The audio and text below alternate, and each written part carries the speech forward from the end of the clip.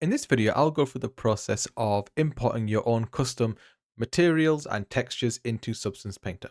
So here we have the asset section. Now, by default, the software does provide you with various different materials, smart materials, brushes, etc.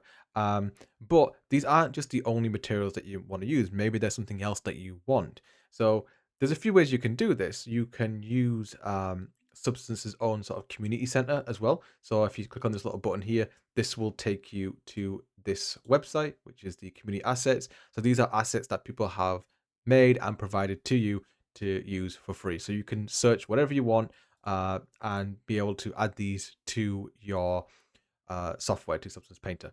But you might want to, say, for example, bring in your own images. Maybe you took a picture of something that you've edited that you want to bring into Substance Painter, or maybe you found different websites where you want to bring in your own materials and textures. So, for instance, we have, like, say, Polyhaven, which has a ton of free assets. So you can say, like, get this wood texture here, and you can download it as well, and get all of these different uh, texture maps that help create this material.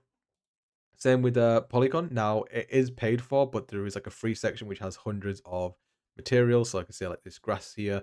I can download this at different resolutions and then import them into Substance Painter. And lastly, there is Ambient CG, which has again hundreds of materials that you can use. I can go here, maybe go for this metal here, and I can download them at different resolutions as zip folders, and it provides all the necessary texture images that create this material. But the good thing here as well in some of these websites, especially here on CG, is there's a section for Substance, and you can see it has the Substance Painter uh, logo, which you can then click on here and you can download the SBSAR file, which is basically a material file that you can bring in. So let's say you found something that you want to bring into Substance Painter. In the bottom right hand corner, there is a little plus button. So we can press that and then we can import in some of our resources. So if I press add resource, I'm going to get some that I downloaded before. So I'm going to go for this one here, some textures here. If I just add those. So now at the moment they are undefined. So what I can do is if I hold shift, I can multiple select and edit them all at the same time. So I can say, okay, what are these? Are they environments? Are they colors, alphas? So in this case, this is a texture. So I'm going to change all these textures.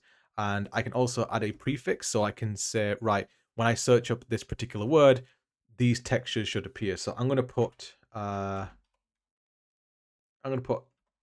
herring concrete. Although I might not need underscore, so I might just get rid of that. That should help. Now, when I import it, I can import it into the Meet Matte project. So when I save the project, it also saves these resources as well.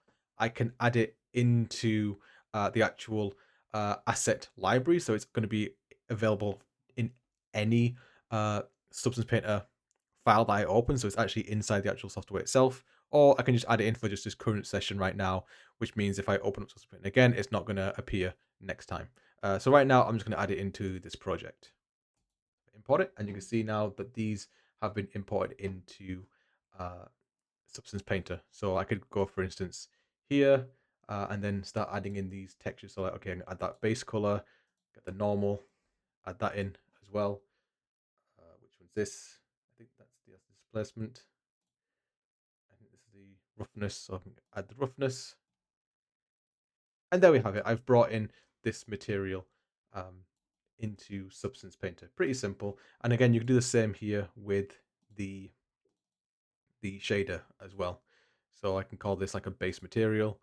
If I just give this a name of, like, say, grass, import that, and you'll see now that the grass material has been added. So I can click and drag that in there, and you can see that it has the grass material added into Substance Painter, and I can go in there and just make changes to some of these sections as well.